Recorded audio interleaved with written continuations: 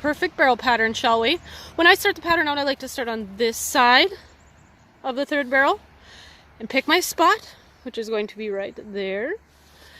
We're running, we're pumping, we have our hands apart, and we're going to find our spot. I hope everybody's picking their spot as we're going, which is going to be right here. Okay, this is where I'm going to sit, ask my horse to come around, go to my horn, drive around the barrel, look to my next point. Here's the barrel. We don't turn too early. We come up to here and then come across, and I'm already set up for my next point right there.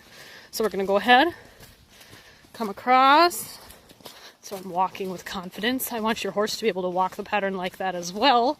We don't want them dogging, because guess what? They're going to dog in the barrel pattern. Then we're going to come to here. And I want my leg or the horse's hip to be right here. And then we'll come around. And I'll be looking to my next point. Here.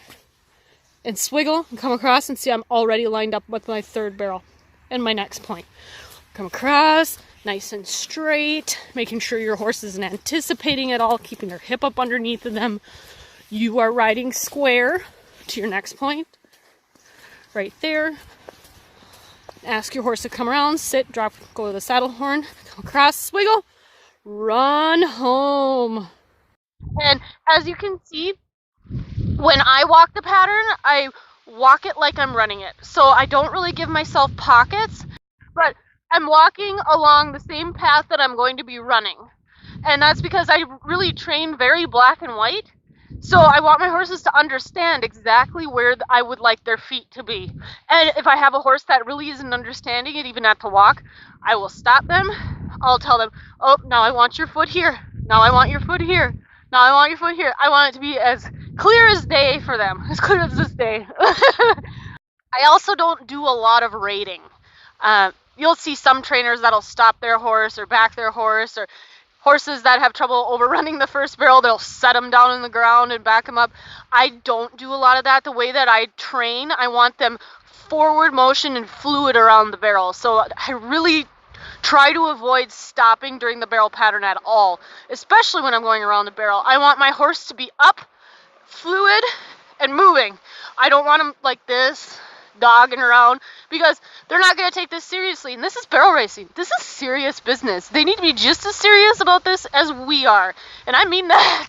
If you've been in my clinics, you know I mean that. I want forward motion with intent. They have to be intentional about their walk to move around and then turn and do your swiggle. And that goes for all the time, because you're always training your horse. So you always need to be conscious of this. And that means, like, if you're walking from the trailer to the pen, they need to be walking with intention and be up and have their shoulders lifted and be in correct frame. You let them get down and doggy, well, that's what they're going to do in the barrel pattern. And that goes for brushing your horse, loading them, anything like that. You are the leader. They need to know their place. And when I say know their place, it's not like they need to bow down to you, blah, blah, blah.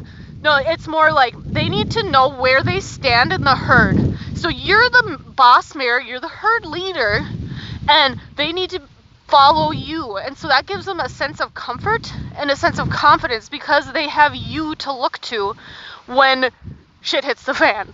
You know, they know that they can go to their boss mare and she's going to take care of everything for them. So that's when a lot of, like, let's say gait issues happen, because you're not the confident boss mare. And the barrel racing's scary. I mean, there's 3 barrels and we're going at a high rate of speed and we're asking you to do some crazy turns, and they need someone there maybe to hold their hand going in the gate. Sometimes us riders need a hand going in the gate. So that's why it's important to be able to be conscious of everything your horse is doing. And I don't mean nitpicking either. They're allowed to make mistakes. And I do let my horses make mistakes as well. I'll give them the opportunity to do right, and then if they don't, I will fix it.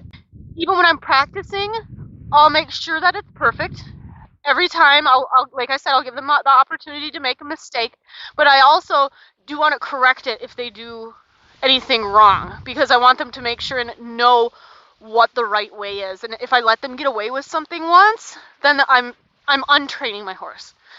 So there's a definite fine line there. Just like anything we do, it's all about balance. Balance in the rider, balance in the training.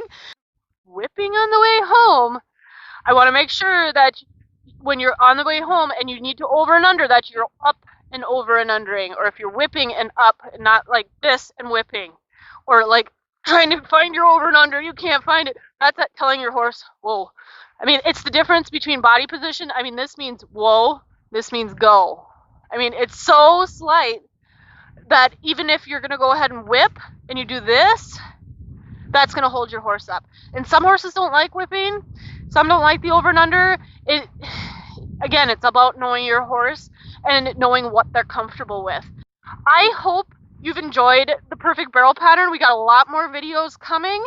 If you have ideas or you want to see more, go ahead and comment. Let me know what you want to see, and let me know the good, the bad, the ugly, whatever. And subscribe, like, ding the notification bell. We got a lot more coming. Thanks, guys. Again, I'm Laura Julkowski. Here's the perfect barrel pattern.